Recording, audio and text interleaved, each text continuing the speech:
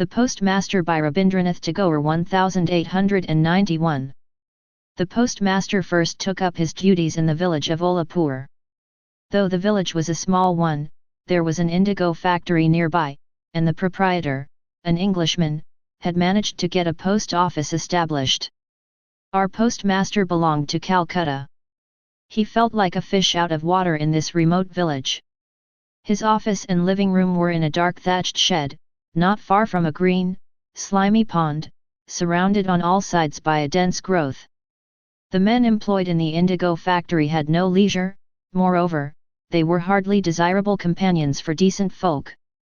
Nor is a Calcutta boy an adept in the art of associating with others. Among strangers he appears either proud or ill at ease. At any rate, the postmaster had but little company, nor had he much to do. At times he tried his hand at writing a verse or two.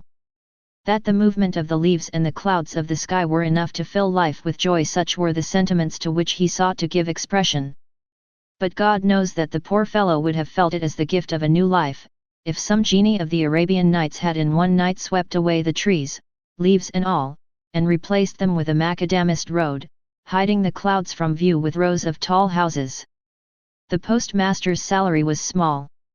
He had to cook his own meals, which he used to share with Ratan, an orphan girl of the village, who did odd jobs for him.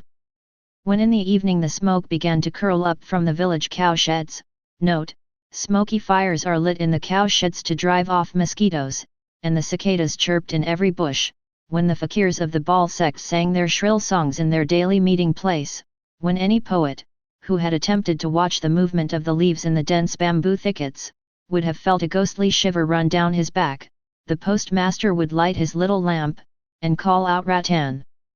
Ratan would sit outside waiting for this call, and, instead of coming in at once, would reply, "Did you call me, sir?" "What are you doing?" the postmaster would ask. "I must be going to light the kitchen fire," would be the answer. And the postmaster would say, "Oh, let the kitchen fire be for a while, light me my pipe first." At last Ratan would enter, with puffed out cheeks, vigorously blowing into a flame a live coal to light the tobacco. This would give the postmaster an opportunity of conversing.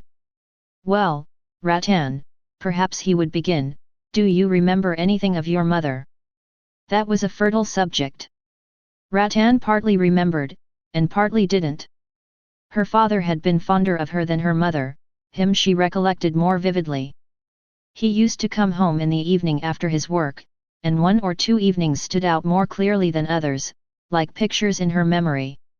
Ratan would squat on the floor near the postmaster's feet, as memories crowded in upon her. She called to mind a little brother that she had, and how on some bygone cloudy day she had played at fishing with him on the edge of the pond, with a twig for a make-believe fishing rod. Such little incidents would drive out greater events from her mind. Thus, as they talked, it would often get very late, and the postmaster would feel too lazy to do any cooking at all. Ratan would then hastily light the fire, and toast some unleavened bread, which, with the cold remnants of the morning meal, was enough for their supper. On some evenings, seated at his desk in the corner of the big empty shed, the postmaster too would call up memories of his own home, of his mother and his sister, of those for whom in his exile his heart was sad, memories which were always haunting him, but which he could not talk about with the men of the factory, though he found himself naturally recalling them aloud in the presence of the simple little girl. And so it came about that the girl would allude to his people as mother, brother, and sister. Note, family servants call the master and mistress father and mother, and the children elder brothers and sisters, as if she had known them all her life. In fact, she had a complete picture of each one of them painted in her little heart. One noon, during a break in the rains, there was a cool soft breeze blowing, the smell of the damp grass and leaves in the hot sun felt like the warm breathing of the tired earth on one's body. A persistent bird went on all the afternoon repeating the burden of its one complaint in nature's audience chamber. The postmaster had nothing to do. The shimmer of the freshly washed leaves, and the banked-up remnants of the retreating rain clouds were sights to see, and the postmaster was watching them, and thinking to himself, "Oh, if only some kindred soul were near, just one loving human being whom I could hold near my heart. This was exactly, he went on to think, what that bird was trying to say, and it was the same feeling which the murmuring leaves were striving to express. But no one knows, or would believe, that such an idea might also take possession of an ill-paid village postmaster in the deep, silent midday interval of his work. The postmaster sighed, and called out Rattan. Rattan was then sprawling beneath the guava tree, busily engaged in eating unripe guavas. At the voice of her master, she ran up breathlessly, saying, "Were you calling me, Dada?" Note: Dada is elder brother. "I was thinking," said the postmaster, "of teaching you to read," and then for the rest of the afternoon he taught her the alphabet. Thus, in a very short time, Rattan had got as far as the double consonants. It seemed as though the showers of the season would never end. Canals, ditches, and hollows were all overflowing with water. Day and night the patter of rain was heard, and the croaking of frogs. The village roads became impassable, and marketing had to be done in punts. One heavily clouded morning, the postmaster's little pupil had been long waiting outside the door for her call, but, not hearing it as usual, she took up her dog-eared book, and slowly entered the room. She found her master stretched out on his pallet, and, thinking he was resting, she was about to retire on tiptoe, when she suddenly heard her name, Rattan. She turned at once and asked, "Were you sleeping, Dada?" The postmaster in a plaintive voice said, "I am not well. Feel my head, is it very hot?" In the loneliness of his exile, and in the gloom of the rains, his ailing body needed a little tender nursing. He longed to remember the touch on the forehead of soft hands with tinkling bracelets, to imagine the presence of loving womanhood, the nearness of mother and sister. And the exile was not disappointed. Rattan ceased to be a little girl. She at once stepped into the post of mother, called in the village doctor, gave the patient his pills at the proper intervals, sat up all night by his pillow, cooked his gruel for him, and every now and then asked, "Are you feeling a little better, Dada?" It was some time before the postmaster, with weakened body, was able to leave his sick bed. "No more of this," said he with decision. "I must get a transfer." He at once wrote off to Calcutta an application for a transfer, on the ground of the unhealthiness of the place. Relieved from her duties as nurse, Rattan again took up her old place outside the door. But she no longer heard the same old call. She would sometimes peep inside furtively to find the postmaster sitting on his chair, or stretched on his pallet, and staring absent-mindedly into the air. While Rattan was awaiting her call, the postmaster was awaiting a reply to his application. The girl read her old lessons over and over again. Her great fear was lest, when the call came, she might be found wanting in the double consonants. At last, after a week, the call did come one evening. With an overflowing heart Rattan rushed into the room with her. "Were you calling me, Dada?" The postmaster said, "I am going away tomorrow, Rattan." "Where are you going, Dada?" "I am going home." "When will you come back?" "I am not coming back." Rattan asked no other question. The postmaster, of his own accord, went on to tell her that his application for a transfer had been rejected, so he had resigned his post, and was going home. For a long time neither of them spoke another word. The lamp went on dimly burning, and from a leak in one corner of the thatch water dripped steadily into an earthen vessel on the floor beneath it. After a while Rattan rose, and went off to the kitchen to prepare the meal, but she was not so quick about it as on other days. Many new things to think of had entered her little brain. When the postmaster had finished his supper, the girl suddenly asked him, "Dada, will you take me to your home?" The postmaster laughed. "What an idea," said he, but he did not think it necessary to explain to the girl wherein lay the absurdity. That whole night, in her waking and in her dreams, the postmaster's laughing reply haunted her. What an idea! On getting up in the morning, the postmaster found his bath ready. He had stuck to his Calcutta habit of bathing in water drawn and kept in pitchers, instead of taking a plunge in the river as was the custom of the village. For some reason or other, the girl could not ask him about the time of his departure, so she had fetched the water from the river long before sunrise, that it should be ready as early as he might want it.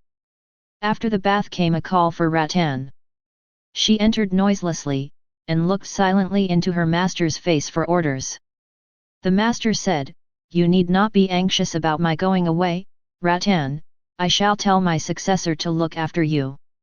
These words were kindly meant, no doubt, but inscrutable are the ways of a woman's heart.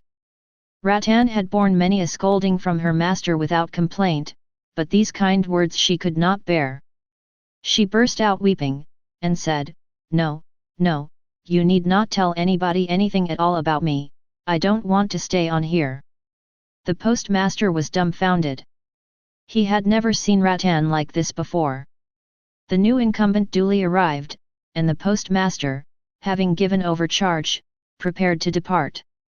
Just before starting he called Rattan, and said, "Here is something for you, I hope it will keep you for some little time." He brought out from his pocket the whole of his month's salary, retaining only a trifle for his travelling expenses. Then Rattan fell at his feet and cried, "Oh, Dada, I pray you, don't give me anything, don't in any way trouble about me," and then she ran away out of sight. The postmaster heaved a sigh, took up his carpet bag, put his umbrella over his shoulder, and, accompanied by a man carrying his many-coloured tin trunk, he slowly made for the boat. When he got in and the boat was under way, and the rain-swollen river, like a stream of tears welling up from the earth, swirled and sobbed at her bows, then he felt a sort of pain at heart. The grief-stricken face of a village girl seemed to represent for him the great unspoken pervading grief of Mother Earth herself. At one time he had an impulse to go back, and bring away along with him that lonesome waif, forsaken of the world. But the wind had just filled the sails, the boat had got well into the middle of the turbulent current, and already the village was left behind, and its outlying burning ground came in sight. So the traveller, borne on the breast of the swift-flowing river, consoled himself with philosophical reflections on the numberless meetings and partings going on in the world on death, the great parting, from which none returns. But Rattan had no philosophy. She was wandering about the post office in a flood of tears. It may be that she had still a lurking hope in some corner of her heart that her Dada would return, and that is why she could not tear herself away. Alas for the foolish human heart! The end. The Postmaster is a poignant short story written by Rabindranath Tagore in 1891. This story delves into several key themes and learning points. 1. Alienation and loneliness. The Postmaster portrays the theme of alienation and loneliness. The postmaster, a city dweller, feels isolated and disconnected in the remote village setting. His longing for companionship underscores the universal human need for connection. 2. Cultural clash. The story highlights the cultural clash between the postmaster's urban background and the rural simplicity of the village. This clash reveals the challenges of adapting to a new environment and culture. 3. Illusions and disillusionment. The postmaster initially has romanticized expectations about rural life, but he becomes increasingly disillusioned as the realities of his job and surroundings set in. The story explores how illusions can give way to harsh truths. 4. The power of friendship. Rattan, the young village girl who works for the postmaster, represents the theme of friendship. Her innocent and genuine companionship brings comfort to the postmaster and reveals the transformative power of friendship. 5. Nature's influence. The natural surroundings in the village play a significant role in the story. The changing seasons and the monsoon rain represent the cycles of life and nature's influence on human emotions. 6. The cycle of life and death. The story touches on the cycle of life and death as it unfolds in the village. The seasonal changes and the illness of the postmaster's predecessor are symbolic of the impermanence of life. 7. Emotional depth. The postmaster delves into the emotional depth of its characters, especially the postmaster and Rattan. It prompts readers to consider the emotional lives of individuals and the impact of human connections. 8. The question of abandonment. The postmaster's eventual departure from the village raises questions about abandonment and the emotional toll it can take on those left behind. 9. Rural versus urban life. the story invites readers to reflect on the differences between rural and urban lifestyles, highlighting the challenges and rewards of living in diverse settings. 10. Literary craftsmanship. Rabindranath Tagore's storytelling technique and his ability to create relatable characters are key aspects of The Postmaster. The story serves as a testament to his literary craftsmanship. In conclusion, The Postmaster by Rabindranath Tagore is a thought-provoking short story that explores themes of alienation, cultural clash, friendship, illusions, the power of nature, and the emotional depths of its characters. It is a literary gem that continues to resonate with readers, prompting reflection on human experiences and relationships. Thank you for listening.